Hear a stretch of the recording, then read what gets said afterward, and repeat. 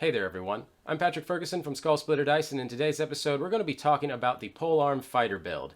The Polearm master feat inevitably comes up whenever anyone is discussing optimized builds. Some people refer to it as overpowered, and while I wouldn't go that far, I do think that there's a lot worth discussing before you make your own Polearm master fighter character, and we're going to go over all of that in today's episode. Before we get into it, I ask that you please like and subscribe because we put out new content like this every week, and now on with the episode. So what's the point of this build exactly? Well, fundamentally, it's all about creating a character that can attack at a distance and also keep their opponents at a distance with their polearm. They can also use a second attack with the back end of this weapon. And on top of all of that, they're able to use an opportunity attack when someone comes at them, as opposed to just trying to get around them.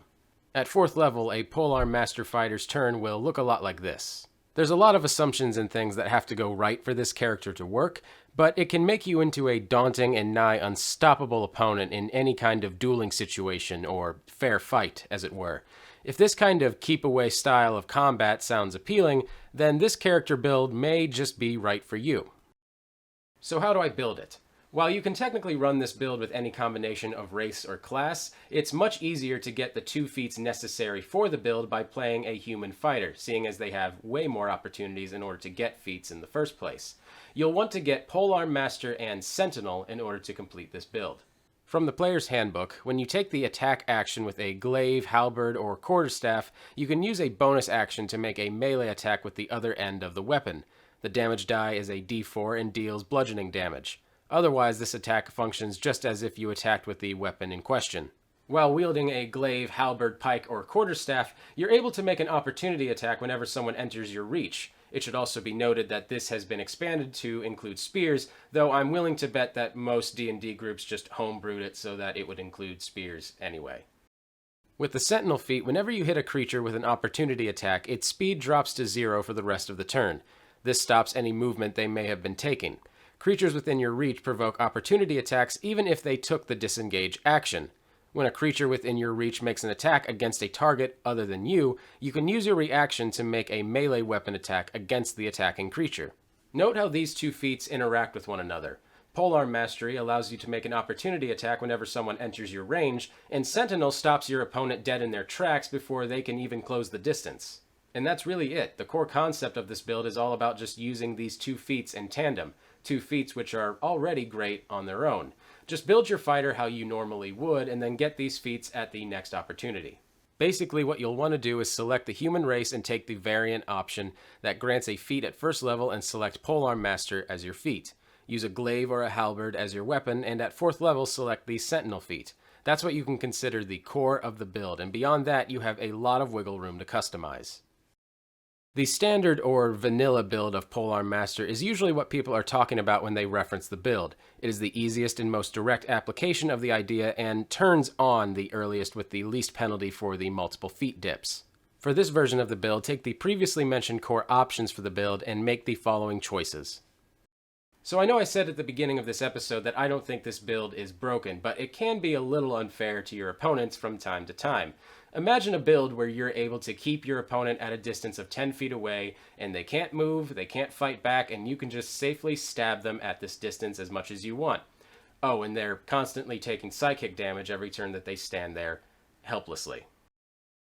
Starting at 7th level, you constantly emanate a menacing aura while you're not incapacitated. The aura extends 10 feet from you in every direction, but not through total cover.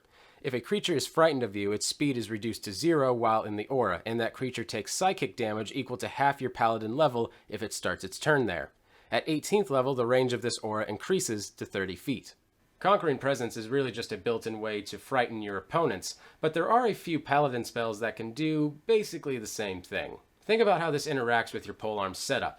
If a creature is frightened, they cannot move, and because they're 10 feet away, they cannot attack you either. Even if they manage to save out of this, you can make an opportunity attack and keep them locked in place because of the Sentinel feat. This version of the build does take a little bit more work because you'll have to focus on that charisma stat and wait until about level 7 for it to boot up all the way. But with heavy armor and divine smite, if you ask me, it's a pretty good trade-off. The Stormlock Barbarian is a little fairer than the Knight, but still based on creating an aura of pain around you and locking your opponent out of reach. With this, you can slash away while your opponent is just stuck ahead of you in a nimbus of electric damage. To set up this storm, you can take the following steps as shown on screen. This version has the bonus survivability of a Barbarian with an extra damage synergy. Consider this build if you like the idea of being a living lightning rod for your team. So is this build worth playing?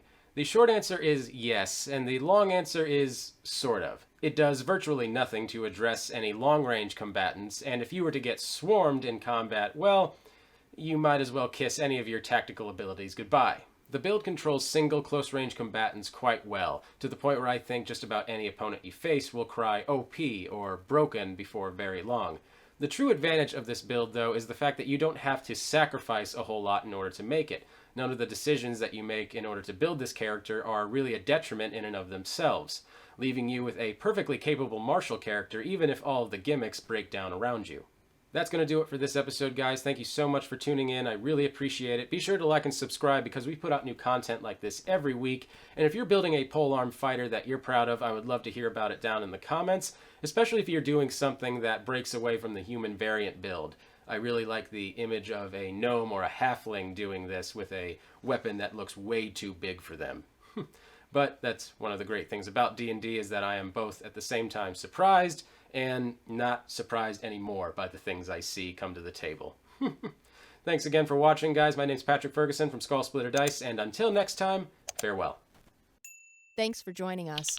Don't forget to like, comment, and subscribe so you never miss out.